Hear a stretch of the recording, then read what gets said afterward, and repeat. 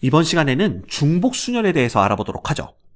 자, 중복순열도 순열, 즉 순서 있게 나열하는 겁니다.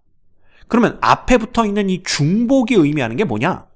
이 중복이라는 것은 사용했던 놈을 또 사용할 수 있다는 뜻이에요. 즉 재활용이 가능하다는 얘기입니다. 무슨 얘기인지 잘 모르겠죠? 그러면 고1 때 배웠던 그냥 순열과 이 중복순열이 어떤 차이점을 갖고 있는지 간단한 예를 들어서 차이점을 한번 살펴보도록 할게요. 자, 예를 들면 고1 때 이런 걸 배웠습니다. A, B, C, D, E 요 5개의 알파벳 중에서 서로 다른 3개를 선택하여 일렬로 나열하는 경우의 수를 구하시오. 이런 걸 배웠죠.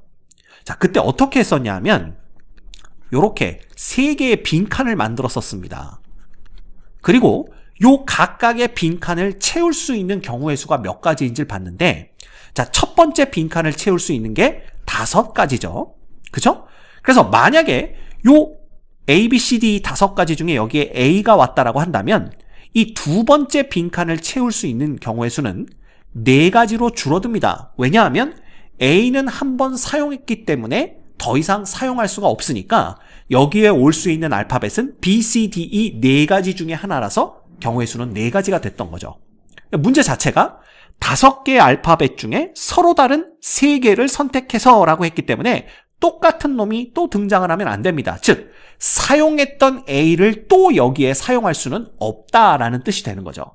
그래서 4가지가 됐고요. 그래서 만약 이 자리에 B가 왔다면 세 번째 자리를 채울 수 있는 경우의 수는 A와 B를 제외한 C, D, E 중에 하나니까 3가지 이렇게 됐던 겁니다. 그래서 5 곱하기 4 곱하기 3 요 다 곱한 60까지가 가능하다라고 배웠었죠.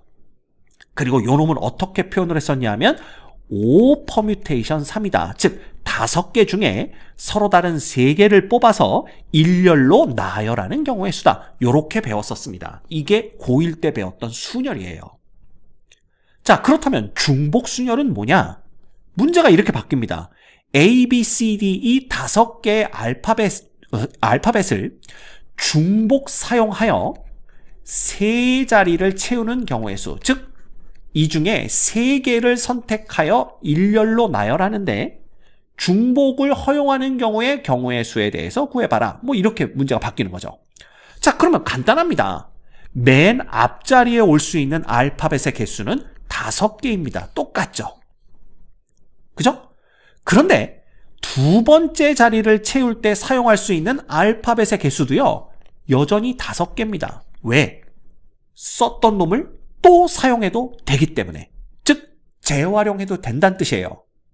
그러니까 여기에 A가 오고 나서 두 번째 자리에 또 A가 와도 된다는 뜻입니다. 그러니까 두 번째 자리를 채울 때도 경우의 수는 A, B, C, D, E 중에 하나를 선택하는 거니까 5가지가 돼요. 또한 이 자리도 뭐가 되는 거야? 경우의 수는 5가지가 됩니다. 왜냐하면 사용했던 놈을 또 사용해도 되기 때문에. 그래서 이 자리에 또 A가 와도 관계없다라는 뜻이 됩니다. 자, 그러다 보니까 각 자리에 올 수 있는 것은 결국 전부 다 5가지구나. 이렇게 볼 수가 있는 거죠. 이게 바로 중복순열입니다. 오케이? 네. 그러면 예를 들어 요 세 자리를 채웠을 때 이런 것도 가능해요. A, A, B로 채우는 것도 가능하고요. 심지어 A, B, A로 채우는 것도 가능합니다.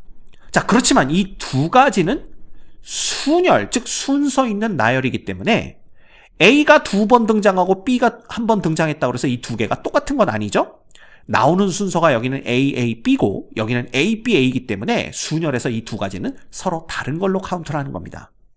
됐지? 그래서 중복순열은요, 일렬로 순서 있게 나열하는 건 똑같은데 다만 사용했던 놈을 또 사용해도 되는구나. 중복을 허용하는구나. 그 차이점이 있다라는 것만 여러분이 알고 계시면 돼요. 그래서 이 경우는 어떻게 나타내냐 하면 얘를 5와 5개 중에 3개를 중복을 사용해서 선택하여 일렬로 나열하는 경우, 그래서 여기다 요런 기호를 씁니다. 요것도 뭐냐 하면 요게 이제 파이예요. 파이. 이게 그 알파벳으로 치면은 대문자 P에 해당합니다. 이 대문자 P에서 프로덕트, 요 프로덕트가 뭐냐면 곱셈이라는 의미가 있죠. 그래서 프로덕트의 의미를 갖는 파이라서 요걸 우리가 원주율 파이는 소문자 파이고, 여러분 대문자 파이니까 요걸 그냥 빅파이 이렇게 부르는데 그냥 5파이 3 이렇게 그냥 부르시면 됩니다. 그래서 요렇게 표현을 합니다. 자, 이 경우는 어떻게 되냐면 계산이 보시다시피 5가 몇 번 곱해지는 거예요. 3번 곱해지니까 5의 3승 이렇게 되는 겁니다. 됐지? 예. 자, 그래서 여기 보시면 서로 다른 n개에서 중복을 허락하여 r개를 택하는 중복 순열의 수. 자, 이걸 다시 말하면 그냥 서로 다른 n개에서 r개를 택하여 그걸 일렬로 나열하는 경우의 수, 이렇게 보시면 돼요. 다시 말하면 빈 칸을 r개를 만들어 놓고 여기를 서로 다른 n개를 이용해서 채우되 중복을 허락해서 채운다라는 거죠. 그러면 여기에 들어갈 수 있는 것도 n가지, 여기에 들어갈 수 있는 것도 n가지, 여기도 n가지, 여기도 n가지이기 때문에 결국 n이 총 몇 번이 곱해져? r번이 곱해진다. 그래서 계산은 n의 r승으로 계산이 된다라는 걸 알 수가 있는 겁니다. 됐지? 오케이. 이게 바로 중복 순열을 계산하는 방법이에요. 됐습니까? 자, 그렇다면 우리 배운 바에 의하면요, 이 그냥 순열에서는 이 NPR이죠. NPR로 주어졌을 때는 이 R이라는 놈이 N보다는 항상 작거나 같았어야만 합니다. 왜? 이 N개를 한 번씩만 사용할 수 있기 때문에 한 번씩 모두 사용하더라도 나열할 수 있는 길이는 N이 최대 길이가 되는 거예요. 자, 그렇지만 중복을 허용하게 되면요, 요 5개로 10자리를 채우는 것도 가능합니다. 그치? 그래서 5개를 사용해서 10자리를 채우는 중복 순열의 수는 그냥 5의 10승 이렇게 되는 거기 때문에 이때부터는 여기 등장하는 요 R이 N보다 커져도 상관이 없게 돼요. 그렇겠죠? 예. 뭐 예를 들면 A, B, C, D, E를 5개를 사용해서 10개를 나열하는 거는 AAAAAAAA로 A만 10개를 나열하는 것도 가능하기 때문에 요 나열할 수 있는 종류의 개수가 몇 개이든지 관계없이 나열할 수 있는 개수, 그러니까 종류의 개수가 아니라 나열할 수 있는 이 빈칸의 개수 R은요, 영향을 받지 않습니다. 이 N에 몇 개가 돼도 관계없다라는 걸 알고 계시면 될 것 같아요. 됐습니까? 오케이. 자, 그러면 또 간단한 예제를 풀어볼게요. 1, 2, 3, 4의 네 숫자를 한 번씩만 사용하여 만들 수 있는 3자리 정수의 개수를 알파, 그 다음 중복 사용하여 만들 수 있는 3자리 정수의 개수를 베타라고 할 때 베타 빼기 알파의 값을 구하시오라는 게 문제입니다. 자, 그러면 1, 2, 3, 4를 한 번씩만 사용한다라는 건 중복을 허용하지 않겠다는 뜻이니까, 자, 요렇게 빈칸을 3자리 만드시면 되고요. 요 3자리, 결국은 요게 1의 자리, 10의 자리, 100의 자리가 되겠죠? 그럼 100의 자리에 사용할 수 있는 숫자는 4개. 왜? 1, 2, 3, 4, 4가지 중에 하나일 테니까. 그 다음에 10의 자리에 넣을 수 있는 숫자의 개수는 100의 자리에 사용한 것 제외하고 3가지. 그 다음에 1의 자리를 채울 수 있는 숫자의 개수는 100의 자리, 10의 자리에 사용한 놈을 제외하고 남은 거 2가지 중에 하나. 그래서 4 곱하기 3 곱하기 2가 되는 겁니다. 그래서 요걸 우리가 4 퍼뮤테이션 3으로 표현을 했고요. 이놈이 바로 4 곱하기 3 곱하기 2 해서 24가지가 된다라는 걸 알 수가 있는 거죠. 자, 그런데 이 두 번째는 1, 2, 3, 4를 중복 사용할 수 있다 그랬습니다. 그러면 결국 뭐가 되는 거야? 첫 번째 자리, 즉 100의 자리에도 올 수 있는 수는 4가지, 10의 자리에 올 수 있는 숫자도 4가지, 1의 자리에 올 수 있는 숫자도 4가지니까 이 경우가 바로 4파이, 빅파이죠. 3이 되어서 얘는 4의 3승, 몇 가지입니까? 64가지가 되는 겁니다. 됐지? 결국 얘가 알파가 되는 거고 얘가 베타가 되는 거니까 베타에서 알파를 빼라 그랬으면 64에서 24를 빼는 거니까 40이 되는 걸 알 수가 있죠. 됐지? 어렵지 않습니다. 자, 그 다음 0, 1, 2, 3, 4의 다섯 숫자를 중복 사용하여 만들 수 있는 네 자리 자연수의 개수를 구하시오 그랬는데 마찬가지입니다. 그럼 빈칸을 일단 네 자리를 만들어 놓고 생각을 하면 돼요. 그러면 여기가 1의 자리, 10의 자리, 100의 자리, 1000의 자리 이렇게 되는 겁니다. 그리고 생각을 하죠.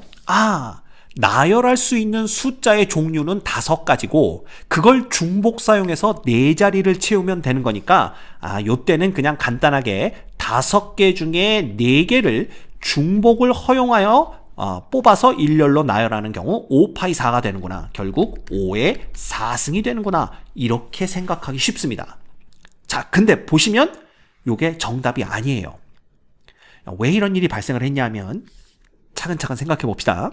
자, 먼저 이 1000의 자리를 채워야 되는데 분명히 문제에서 4자리 자연수를 만들어야 된다라고 말씀을 드렸어요. 그러면 이 자리에 0이 오는 게 가능할까요? 예를 들어 이 자리에 0이 오고 1, 2, 3이 왔습니다. 이거 4자리 자연수 맞나요? 아니죠. 그래서 맨 앞자리, 즉 1000의 자리에는요 0이 올 수가 없습니다. 이런 경우에는. 그래서 맨 앞자리에 올 수 있는 경우가 4가지가 되는 거예요. 이런 문제에서 이거가 가장 실수하기 좋은 함정입니다. 그래서 0을 포함해서 나열하는 경우에 4자리 자연수를 만드는 상황이라면 1000의 자리에는 0을 제외한 나머지 숫자들만 올 수 있다는 거. 그래서 경우의 수가 4가지밖에 안 된다는 거. 그거 꼭 기억하셔야 됩니다. 자, 그러면 100의 자리에는 올 수 있는 게 뭘까요? 자, 만약에 1000의 자리에 0이 아닌 수가 왔다면 100의 자리에서부터는 계속 0이 와도 관계없습니다. 왜냐하면 그래도 이놈은 4자리 자연수가 되는 거니까요. 그래서 여기서부터는 0을 포함해서 5가지씩이 올 수가 있어요. 그 다음 자리도 마찬가지 0을 포함해서 5개, 1의 자리도 마찬가지입니다. 이렇게 되는 거죠. 그래서 이 경우에는 4 곱하기 5의 3승이 돼요. 그래서 이런 문제들은 맨 앞자리, 즉 이 문제의 경우에는 1000의 자리에 올 수 있는 건 따로 고려를 해주셔야 되고요. 그 다음 나머지 3자리는 이 5가지 중에 어떤 것을 사용해도 관계없기 때문에 5가지 중에 3가지를 뽑아서 순서 있게 나열하는 5파이 3이 되는구나. 이렇게 보시면 됩니다.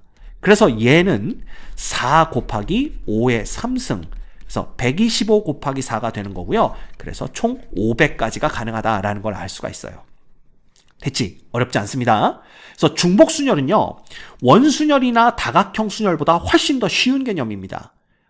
썼던 놈을 또 쓸 수 있구나. 이것만 기억하시고 빈칸에 몇 가지씩이 들어갈 수 있는지만 계산해 주실 줄 알면 굳이 뭐 우리가 이런 기호를 사용해서 생각하지 않더라도 충분히 여러분들이 답을 찾아낼 수 있는 그러한 내용들이니까 여러분들 꼭 중복순열이 무엇이고 어떤 식으로 계산하는지 그리고 그걸 어떻게 표현하는지 그걸 꼭 알고 계셔야 됩니다. 됐죠?